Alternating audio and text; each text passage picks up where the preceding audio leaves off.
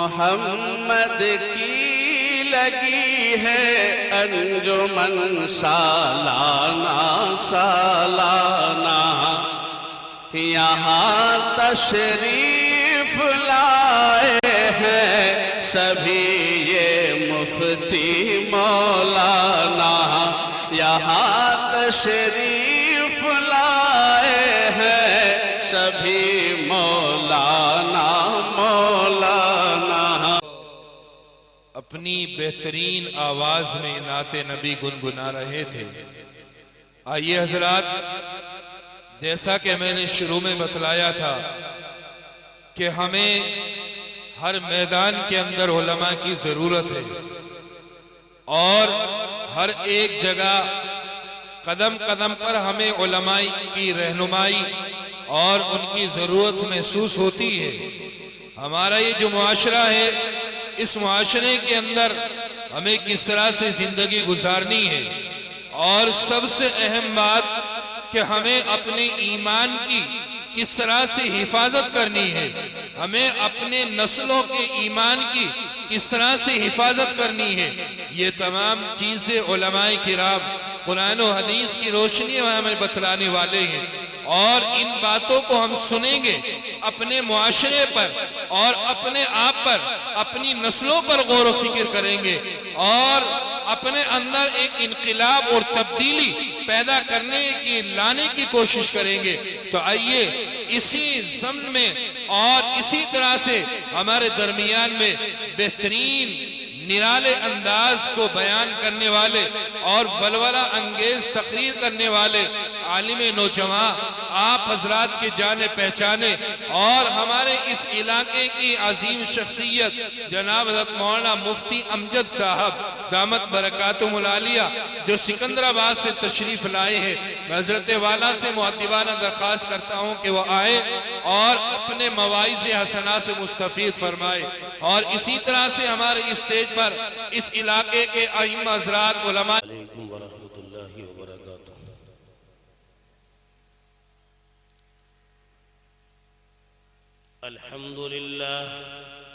الحمد لله نحمده ونستعينه ونستغفره ونؤمن به ونتوكل عليه ونعوذ بالله من شرور أنفسنا ومن سيئات أعمالنا، من يهده الله فلا مضل له ومن يضلله فلا هادي له، ونشهد أن لا إله إلا الله وحده لا شريك له، ونشهد أن سيدنا وسندنا وحبيبنا ومولانا محمدا عبده ورسوله صلى الله عليه وعلى آله وأصحابه وبارك وسلم. أما بعد، فقد قال الله تبارك وتعالى في كلامه الناطق: أعوذ بالله من الشيطان الرجيم، بسم الله الرحمن الرحيم. قل إن كنتم تحبون الله فاتبعوني يحببكم الله ويغفر لكم ذنوبكم والله غفور رحيم. وقال النبي صلى الله عليه وسلم: لا يؤمن أحدكم حتى أكون أحب إليه من والده وولده والناس أجمعين. صدق الله وصدق رسوله النبي الكريم، ونحن على ذلك لمن الشاهدين والشاكرين، والحمد لله رب العالمين.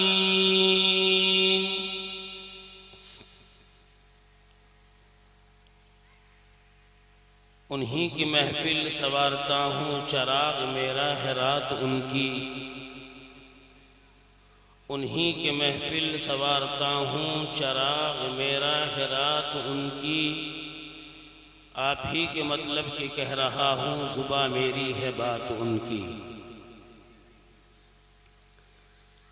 حضرات محترم اور معزز سامعین کرام اور رونق اسٹیج حضرات علماء کرام اور پردہ نشین ہماری مائیں اور بہنیں،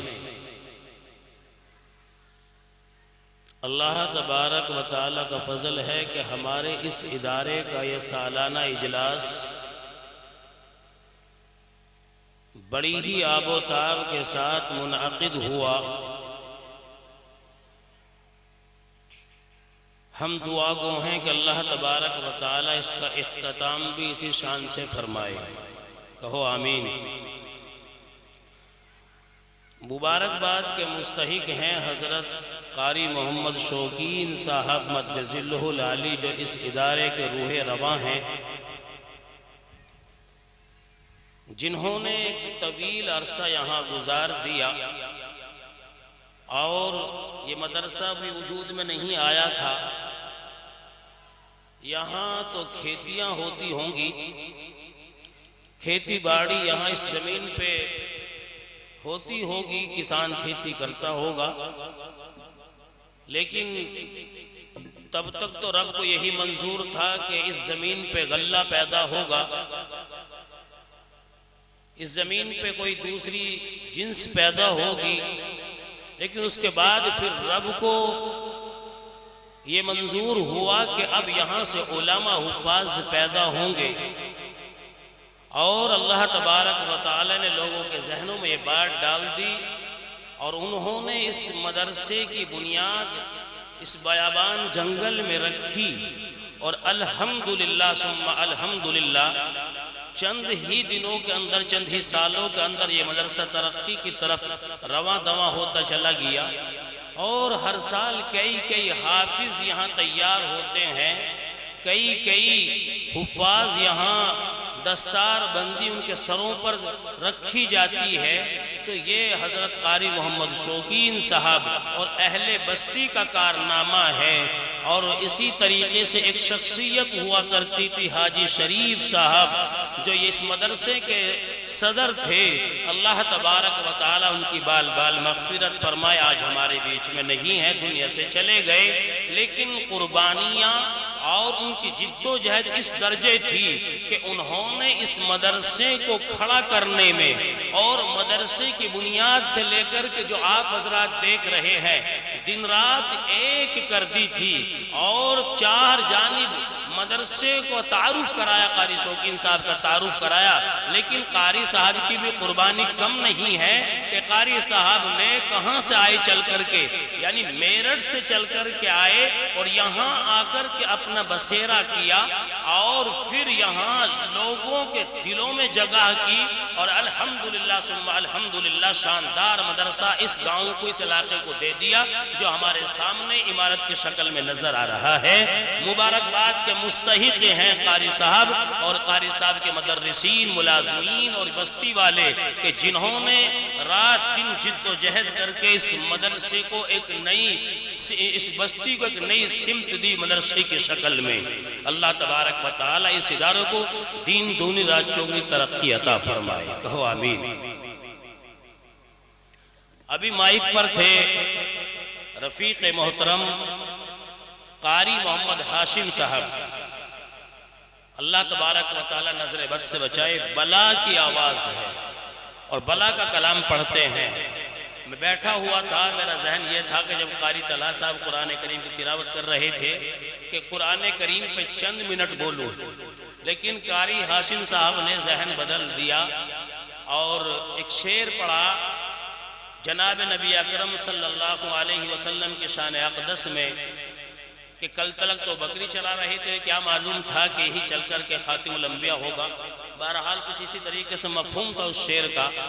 تو پھر میرے ذہن میں آیا کہ نبی علیہ السلام کی سیرت پہ ہی بات کی جائے، ورنہ میرا دل یہ چاہتا تھا کہ میں قرآن کریم سے متعلق بات کروں، اور یہ بھی عرض کرتا چلوں کہ یہ نشست، یہ جلسہ بہت کامیاب ہوگا، اس لیے کہ اس مجلس اور اس اجلاس کے مہمان خصوصی حضرت اقدس حضرت مولانا حبیب اللہ مدنی صاحب مد ظلہ العالی، وہ بلند شہر سے چل دیے، غالباً مجھے بتلایا گیا تھا۔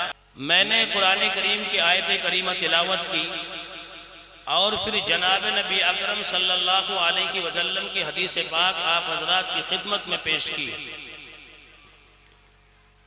میرے آقا جناب نبی اکرم صلی اللہ علیہ وسلم حضرات صحابہ کرام کے بیچ تشریف فرما ہے، اور میرے آقا نے ارشاد فرمایا لا یؤمن احدکم حتی اکون احب الیہ من والدہ وولدہ والناس اجمعین۔ فرمایا تم میں سے کوئی بھی شخص اس وقت تک کامل مومن نہیں ہو سکتا جب تک کہ میں تمہاری نگاہ میں تمہاری اولاد، تمہارے والدین، حتیٰ کہ دنیا کی تمام لوگوں سے، حتیٰ کہ دنیا کی تمام چیزوں سے زیادہ محبوب نہ بن جاؤں۔ اسی جماعت کے اندر جہاں دوسرے صحابہ کرام تشریف فرما تھے، حضرت عمر فاروق رضی اللہ تعالیٰ عنہ بھی تشریف فرما تھے۔ حضرت عمر فاروق رضی اللہ تعالیٰ عنہ کھڑے ہو گئے اور کھڑے ہو کر کے ارشاد فرمایا یا نبی اللہ، آپ مجھے دنیا کی ہر شے سے زیادہ عزیز ہیں مگر میری جان سے زیادہ عزیز نہیں۔ اس پر آقا رحمت نبی اکرم صلی اللہ علیہ وسلم نے ارشاد فرمایا کہ عمر یاد رہے، اگر میں تمہارے نزدیک تمہاری جان سے زیادہ عزیز نہیں تو پھر یاد رکھو تمہارا ایمان بھی مکمل نہیں۔ عمر فاروق رضی اللہ تعالیٰ عنہ نے یہ سنا تو سننے کے بعد لرز گئے، کانپ گئے اور کھڑے ہو کر کے ارشاد فرمایا یا رسول اللہ، اب آپ مجھے میری جان سے بھی زیادہ عزیز ہیں۔ یہ ہے ایمان کا تقاضا۔ اتنا ایمان مضبوط اور مستحکم اور نبی اکرم صلی اللہ علیہ وسلم سے محبت ہونی چاہیے۔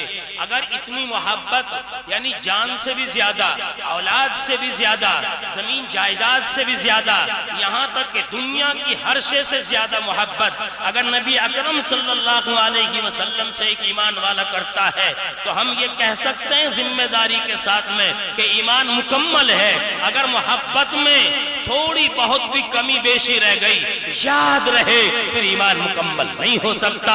اس کو میرے آقا نبی اکرم صلی اللہ علیہ وسلم نے فرمایا۔ اور جس کا ایمان مکمل ہوگا اس کا کیا کہنا، اور جس کا ایمان ناقص ہوگا وہ اپنا ٹھکانہ خود ہی چنے گا، کہاں چنے گا؟ اللہ حفاظت فرمائے۔ بہرحال نبی اکرم صلی اللہ علیہ وسلم سے ہمیں محبت ایسی کرنی چاہیے جیسا کہ صحابہ کرام کا محبت تھی، اور صحابہ کرام کی محبت کا عالم یہ تھا کہ صحابہ کرام کی محبت کا عالم یہ تھا کہ بلال حبشی رضی اللہ تعالی عنہ ہے، حبشہ سے چل کر کے آئے ہیں، عربی نہیں عجمی حبشہ سے چل کر کے آئے ہیں، رنگ و نسل کے اعتبار سے، زبان کے اعتبار سے بھی وہ نہ عربی جانتے ہیں نہ رنگ کے اعتبار سے وہ عربوں میں ان کی مماثلت ہوتی ہے، برابری ہوتی ہے، کالے کلوٹے ہیں، لیکن نبی سے جو محبت کرتے ہیں، محبت کا انداز اور محبت کا عالم یہ ہے کہ جب میرے آقا جناب نبی اکرم صلی اللہ علیہ وسلم معراج پہ تشریف لے گئے اور جبرائیل امی ساتھ ساتھ میں چل رہے ہیں، میرے آقا آگے چل رہے ہیں، جبرائیل تھوڑے پیچھے چل رہے ہیں، کسی کے قدموں کی آہٹ آگے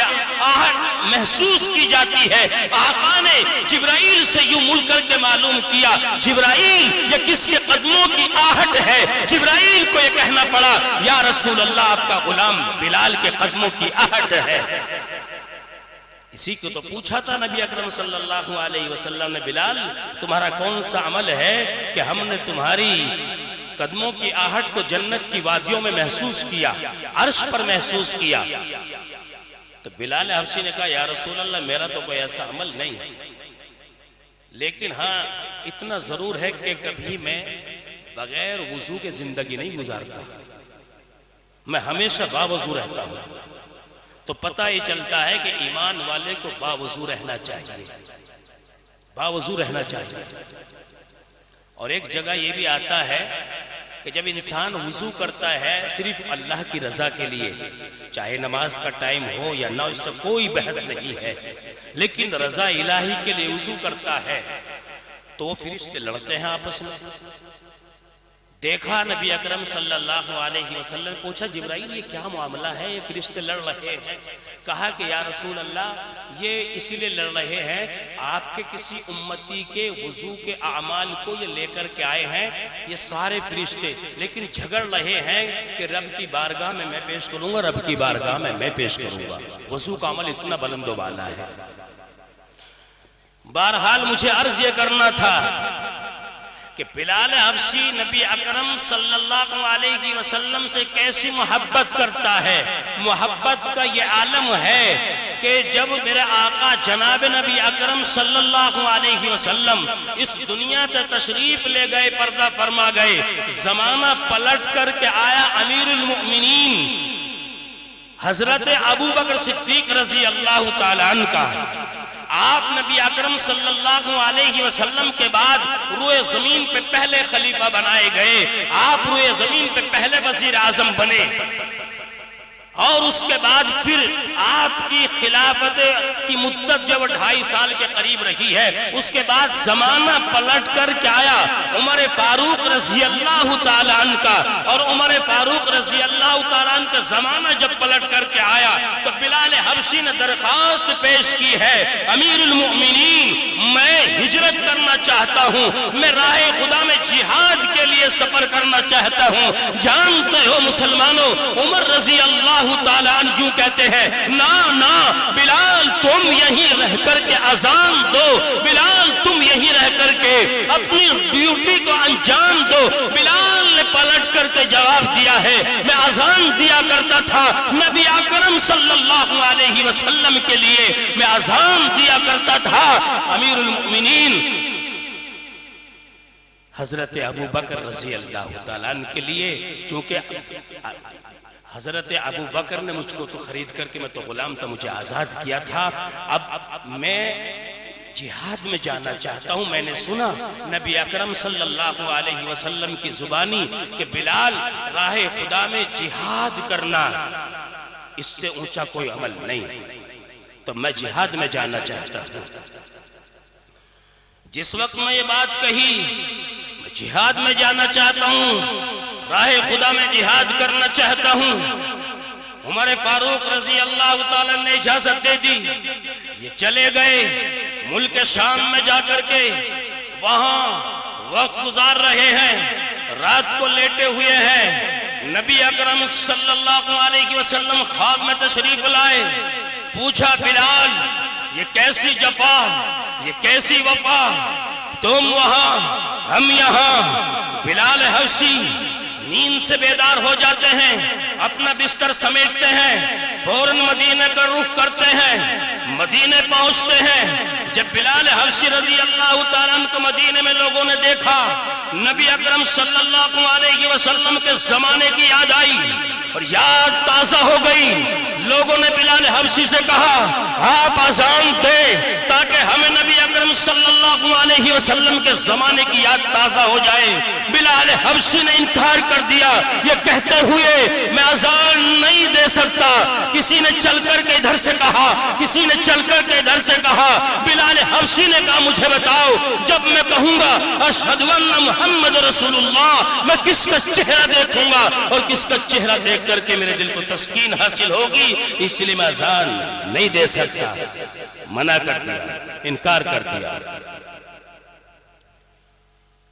چند صحابہ نے مشورہ کیا کہ اذان تو ان سے ہمیں پڑھوانی ہے، اذان تو دلوانی ہے، کیا کریں؟ کہا کہ حضرت حسنین کو تیار کرو، جب حضرت حسنین درخواست کریں گے تو پھر ان کی بات تو نہیں ٹالی جائے گی۔ حضرت حسنین کی بات کو کون ٹال سکتا تھا صحابہ کرام کے اندر؟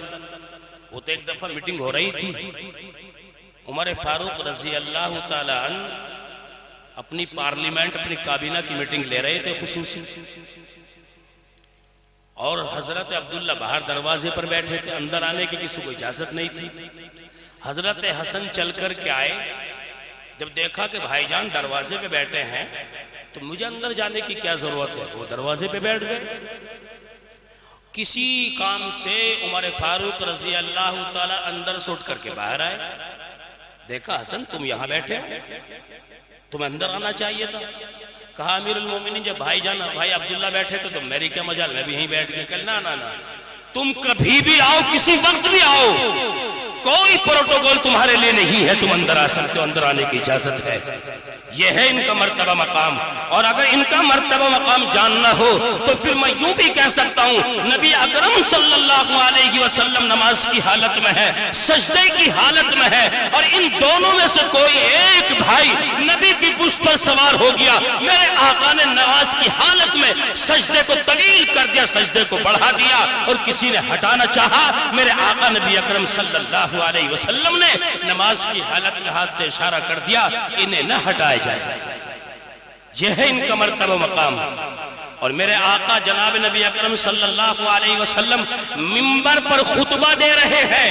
ان دونوں بھائیوں میں سے کوئی ایک یا دونوں لڑکتے پھڑکتے مسجد نبوی میں لوگوں کو چیرتے پھاڑتے وہ صفوں میں کو گھس رہے ہیں. نبی اکرم صلی اللہ علیہ وسلم دوران خطبہ منبر سے نیچے اترے ہیں اور ان کو اٹھایا، اپنے کاندھے پر سوار کیا. یہ ہے ان کا مرتبہ اور مقام.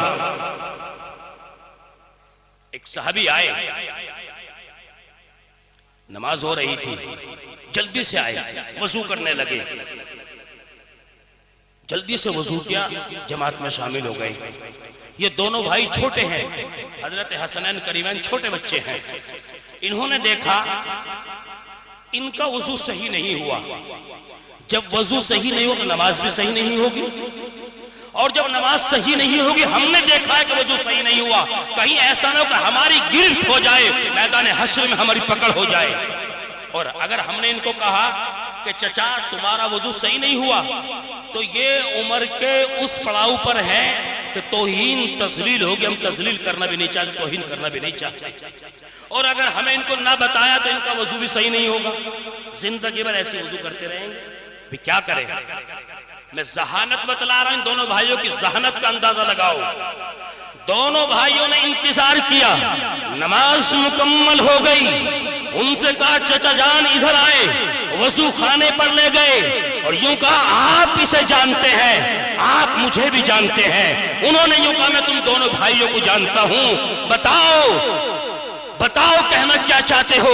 آپ تو ہمارے سروں کے تاج ہیں، آپ نبی اکرم صلی اللہ علیہ وسلم کی آنکھوں کے دلارے ہیں، آپ فاطمۃ الزہرا کے ستارے ہیں، علی کے لخت جگر ہیں. آپ بتاؤ مجھے کیا کہنا چاہتے ہو. یوں کہا یہ میرا بھائی کہتا ہے کہ وضو میرا صحیح ہے، میں کہتا ہوں کہ میرا وضو صحیح ہے. ہم دونوں بھائی آپ کو فیصل کے طور پہ کھڑا کرتے ہیں، آپ دیکھیں وضو کس کا صحیح ہے. دونوں بھائیوں نے وضو کر کے دکھایا.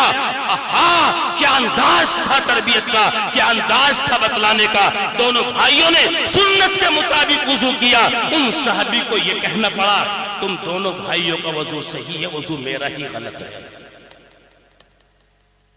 یہ ذہانت ہے ان کی. بہرحال یہ بات سے بات نکل گئی. مجھے صرف یہ بتلانا تھا کہ بلال حبشی رضی اللہ تعالیٰ عنہ سے اذان کی درخواست کی، بلال نے انکار کر دیا.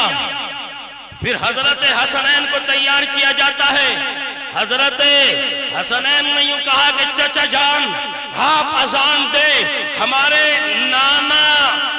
ہمارے نانا کے زمانے کی ہمیں یاد تازہ ہو جائے گی، آپ اذان دے. جب دونوں بھائیوں نے کہا بلال کی مجال کیا تھی کہ بلال حبشی رضی اللہ تعالی عنہ ان کی بات کو ٹھکرا دے، انکار کر دے. بلال نے کھڑے ہو کر کے اذان دینا شروع کیا ہے. بلال اذان پڑھ رہے ہیں. لوگوں کو نبی کو زمانے کی یاد آئی، اور اتنی یاد آئی کہ مدینے کے لوگ، بڑے بڑے لوگ، چھوٹے بچے، جوان بچے، عورتیں، سب نے رونا دھونا شروع کر دیا. عورتیں گھروں سے باہر آ گئی. گویا کہ ایسا لگا جیسا کہ نبی اکرم صلی اللہ علیہ وسلم ہمارے بیچ پھر سے تشریف لائے ہیں. اذان دیتے رہے، لوگ روتے رہے. جب دیکھا ہے عورتیں ہیں، مرد ہیں، سب کی آنکھیں نم ہیں. نبی اکرم صلی اللہ علیہ وسلم کے زمانے کی یاد تازہ ہو گئی. یہ ہے نبی علیہ الصلوۃ والسلام سے محبت محبت کا تقاضا. یہاں اذان ہوتی ہے, خدا کی قسم مسجد میں اذان ہوتی ہے, 20 اسٹال پر کھڑے ہوئے ہیں, چوراہوں پہ کھڑے ہوئے ہیں, اذان ہوتی ہے, مسجد کا پڑوسی وہاں سویا ہوا ہے, مؤذن پکارتا ہے الصلاۃ خیر من النوم. یہ سویا ہوا ہے, سویا ہوا ہے, سویا ہوا ہے. مجھے صرف چند منٹوں اپنی بات کو پوری کرنا ہے, بات کو پھیلانا نہیں مجھے. تو بلال حبشی جیسی محبت کرتے مسلمان ایسی محبت کرو, اور محبت ایسی کرو جیسا کہ حضرت سمیہ نے کی ہے. جانتے ہو سمیہ لاغر کمزور خاتون ہے, چل کر کے آئی ہے, آنے کے بعد مکہ المکرمہ میں قیام کیا, اور وہاں نبی اکرم صلی اللہ علیہ وسلم کے ہاتھ پہ کلمہ لا الہ الا اللہ محمد رسول اللہ پڑھا. ابو جہل نکلا جا رہا تھا, ابو جہل نے سمیہ کو دیکھا تو جانتے ہو اپنے چیلے چپاٹوں سے یوں کہا یہ خاتون بھی ہمارا مذاق اڑاتی ہے, اس نے بھی اس نبی کا کلمہ پڑھ لیا, محمد کا کلمہ پڑھ لیا. چیتاونی دیتا ہے, یوں کہتا ہے سمیہ یا تو اس محمد کا کلمہ چھوڑ دے, اپنے آبا اجداد کے دین پہ لوٹا, ورنہ تیرا میں وہ حشر کروں گا کہ تیری جان کے ڈالے پڑ جائیں گے. حضرت سمیہ نے پلٹ کر کے جواب دیا سن, ایک ہی جان ہے, اگر رب مجھے 100 جان بھی عطا کرتا ایک ایک جان محمد رسول اللہ پہ قربان کرتی چلی جاتی. ابو جہل نے اور مزید غصے میں آ کر کے کہا سمیہ تو مجھے نہیں جانتی ہے, اور سمیہ نے کہا شاید تو مجھے نہیں جانتا ہے, میرے ایمان کو نہیں پہچانتا ہے. تو جانتے ہو ابو جہل نے یہ کیا کہ 2 جانور منگائے, ایک اونٹ ادھر کھڑا کر دیا گیا, ایک اونٹ ادھر کھڑا کر دیا گیا, اور اونٹ کے رسی ادھر باندھ دی, ایک اونٹ کے رسی ادھر باندھ دی. حضرت سمیہ کمزور ہے, لاغر ہے, عورت ذات ہے, ایک رسی یہاں باندھ دی, ایک رسی یہاں باندھ دی, ادھر کا اونٹ ادھر کو ہانکا. یوں کہا سمیہ چند منٹ چند سیکنڈ تیرے پاس میں ہے, سوچنے کے غور و خوض کرنے کے اب بھی موقع ہے, میں تیری جان کو بخش دوں گا. حضرت سمیہ نے پلٹ کر کے جواب دیا میں نے پہلے ہی کہا تھا, پھر کہتی ہوں ایک جان ہے, اگر رب مجھے 100 جان عطا کرتا ایک ایک جان محمد عربی پہ قربان کرتی چلی جاتی. اس بیوقوف نے ایک اونٹ ادھر کو ہانک دیا, ایک اونٹ ادھر کو ہانک دیا. حضرت سمیہ کا بدن یوں چرتا چلا گیا اور بیچ حصے میں ایسا برچھا مارا, لیکن حضرت سمیہ کامیاب ہو گئی, کامران ہو گئی, دنیا کو پیغام دے کر کے چلی گئی. اگر باری جان کی آئے تو سودا کر لینا سستا سودا ہے, لیکن محمد عربی سے وفا کرنا, محبت کرنا, یہ چند دنوں کی دنیا ہے, آخرت میں مزے ہی مزے ہیں. اور اگر تمہیں نبی اکرم صلی اللہ علیہ وسلم سے محبت کی تاریخ کو جاننا ہے تو چلنا پڑے گا سعد اسود کی عدالت میں. یہ کالے کلوٹا صحابی ہے, سعد اسود نوجوان ہے, نبی اکرم صلی اللہ علیہ وسلم مسجد نبوی کے اندر تشریف فرما ہے, بیٹھے ہوئے ہیں. سعد اسود نے موقع غنیمت سمجھا اور جا کر کے نبی اکرم صلی اللہ علیہ وسلم کی خدمت میں حاضر ہو گئے. یوں کہا یا رسول اللہ کیا میری شادی نہیں ہوگی, کیا میرا نکاح نہیں ہوگا. پوچھا کہ کیوں, یا رسول اللہ میرا کوئی نکاح یعنی کوئی اپنی لڑکی میرے نکاح میں دینے کے لیے تیار نہیں ہے. میرے آقا نے ارشاد فرمایا سعد نکاح کے لیے ایمان کا ہونا شرط ہے. سعد اسود میں کلمہ پڑھا, بارگاہ جناب نبی اکرم صلی اللہ علیہ وسلم کی عدالت کے اندر کلمہ پڑھا, لا الہ الا اللہ محمد رسول اللہ کلمہ پڑھا. یوں کہا یا رسول اللہ میرا نکاح ہوگا یا نہیں ہوگا. میرے آقا نے ارشاد فرمایا ہوگا کہ فلاں فلاں کے پاس میں چلے جاؤ. سعد اسود کا بیان یہ ہے, سعد اسود یوں کہتے یا رسول اللہ میں فلاں کے پاس میں گیا, میں فلاں کے پاس میں گیا, میں فلاں کے پاس میں گیا, کسی نے بھی اپنی بیٹی کا ہاتھ میرے ہاتھ میں نہیں دیا. میرے آقا نے ارشاد فرمایا کہ سامنے جو مکان نظر آ رہا ہے وہاں چلے جاؤ, یہ عمر بن وہب ثقفی کا مکان ہے, ان کے گھر میں بیٹی جوان ہے. سعد اسود خوشی, سعد اسود کی خوشی کا ٹھکانہ نہ رہا, تیز قدم قدموں کے ساتھ میں سعد اسود وہاں پہنچے ہیں، کنڈی کھٹکھٹائی ہے، لڑکی کے باپ دروازے پر آئے ہیں اور ان کی بیگم ان کے پیچھے کھڑی ہے، ان کے اپنی ماں کے پیچھے ان کی بچی ان کی لڑکی کھڑی ہوئی ہے۔ سعد اسود یوں کہتے ہیں یا رسول، سعد اسود یوں کہتے ہیں عمر بن وہب ثقفی سے کہ آپ مجھے جانتے ہیں؟ وہ یوں کہتے ہیں لڑکی کے باپ میں آپ کو جانتا ہوں، کہا کہ مجھے نبی اکرم صلی اللہ علیہ وسلم نے بھیجا ہے، آپ اپنی بچی کا ہاتھ میرے ہاتھ میں دے دے۔ مطلب یہ تھا اپنی بچی کا نکاح میرے ساتھ میں کر دے۔ جب یہ کہا سعد اسود نے آپ اپنی بچی کا نکاح میرے ساتھ میں کر دیں، تو لڑکی کے باپ کا چہرہ یوں تھا، یعنی سعد اسود سے بات کر رہے تھے، پیچھے بیگم کھڑی تھی، فوراً چہرہ گھما دیا اور چہرہ گھما کر کے اپنی بیوی کی طرف دیکھا، آنکھوں میں اشارہ ہوا، انکار کر دیا، منع کر دیا۔ چونکہ سعد اسود کالے کلوٹے تھے، چھوٹی چھوٹی آنکھیں تھی، موٹے موٹے ہونٹ تھے، کالے تھے، انکار کر دیا، منع کر دیا۔ اور ان کی بچی خوبصورت رہی ہوگی، خوب سیرت رہی ہوگی، جس کی نشاندہی جناب نبی اکرم صلی اللہ علیہ وسلم فرمائے۔ ظاہر سی بات ہے خوبصورت بھی ہوگی، خوب سیرت بھی ہوگی، جانتے ہو انکار کر دیا، مایوس لوٹے ہیں، ادھر وہ چل رہے ہیں، ادھر لڑکی اپنے باپ پہ خفا ہوتی ہے، یوں کہتے ابا جان یاد رہے آپ نے رنگ کو دیکھا، ان کے رنگ و روپ کو دیکھا، ان کی نسل کو دیکھا، ان کی غربت کو دیکھا، آپ نے ان کے بھیجنے والے کو نہیں دیکھا، آپ نے نہیں دیکھا ان کا بھیجنے والا کون تھا، یہ کس کے قاصد اور کس کے غلام بن کر کے چوکھٹ پہ آئے تھے۔ لڑکی یوں کہتی ابا جان یہ نبی اکرم صلی اللہ علیہ وسلم نے بھیجے تھے، یاد رہے اگر نکاح کروں گی سعد اسود سے کروں گی، اگر ہاتھوں پہ ہینا رچے گی کسی کے نام کی، وہ سعد اسود کے نام کی مہندی رچے گی۔ اور یہی نہیں، لڑکی نے یوں کہا ابا جان اللہ کے رسول کا فیصلہ ایمان والوں کے لیے حرف آخر ہوا کرتا ہے۔ اگر قرآن کریم لے کر کے ہماری برات میں سیدنا جبرائیل زمین پہ آ گئے تو ہم قیامت تک رسوا ہوتے رہیں گے، قیامت تک ذلیل ہوتے رہیں گے۔ لڑکی نے اپنے باپ کو دھمکا دیا،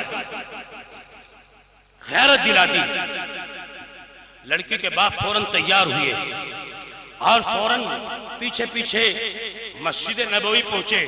وہاں نبی اکرم صلی اللہ علیہ وسلم تشریف فرما تھے اور سعد اسود بیٹھ کر کے اپنا دکھڑا سنا رہے تھے کہ یا رسول اللہ مجھے یوں کہا، مجھے ایسے کہا، مجھے ویسے کہا۔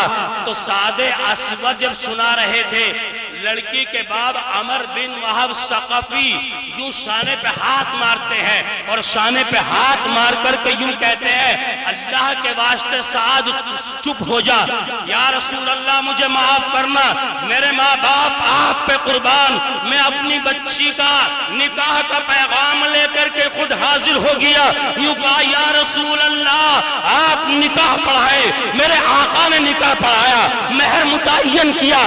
سعد سے پوچھا سعد تیرے پاس مہر میں دینے کے لیے کیا ہے؟